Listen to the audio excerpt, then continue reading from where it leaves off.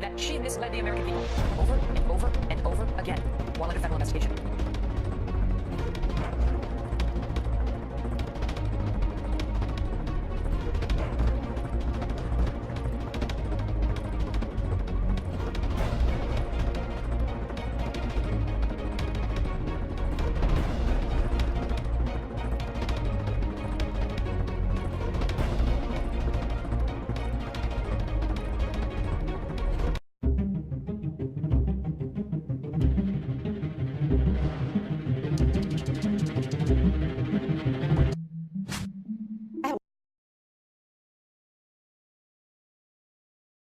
They are going to people showing videos of Donald Trump insulting Islam and Muslims in order to recruit more radical jihadists.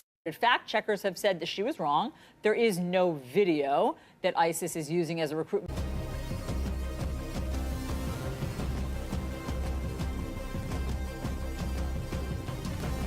There was a video, and it seems like there's a pattern now of her claiming that videos exist that do not exist that will cause, terrorism. This just reinforces her. In this campaign, majority of Americans question your honesty. Some GOP rivals and family members of the Benghazi victims are saying you lied to them in that hearing.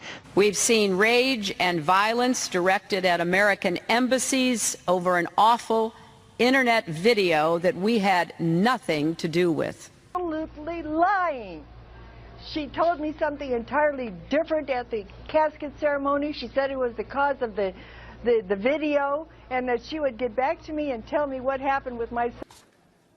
That's consistent to her career as a serial liar. Without a doubt, Mrs. Clinton really has a problem embracing the truth. I just decided I'd better look at the notes just to review exactly what she said, so I'd have the facts down. And let me just read what's written down here. It says, I gave Hillary a hug and shook her hand, and she said, we are going to have the filmmaker arrested who was responsible for the death of your son. What difference at this point does it make? When I think back now to that day and what she knew, it shows me a lot about her character, that she would choose in that moment to basically perpetuate what she knew was untrue. This was a fast-moving series of events in the fog of war, and I think most Americans understand. How about more generally? Do you think there's something you can do to get a majority of Americans to believe you're trustworthy? I remember landing under sniper fire. There was supposed to be some kind of a greeting ceremony at the airport, but instead we just ran with our heads down to get into the vehicles to get to our base. Her arrival in Bosnia was not quite as dramatic as Clinton put it. Memory should always match the videotape. Cheryl Atkinson, CBS News, Washington.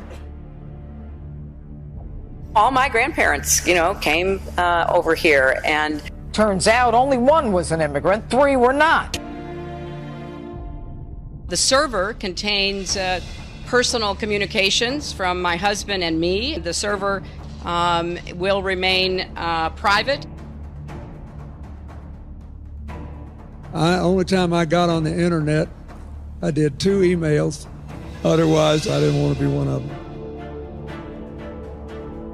I have been a critic of NAFTA from the very beginning. Frequent favorable comments about NAFTA, including this one in 1996. Oh, I think that everybody is in favor of free and fair trade, and I think that NAFTA is proving its worth. Participants in that event said, quote, her remarks were totally pro-NAFTA. And when Barack Obama sent out this mailer last month in Ohio arguing that Clinton actually supported NAFTA as First Lady, Clinton exploded, accusing Obama of dirty tricks. So shame on you, Barack Obama.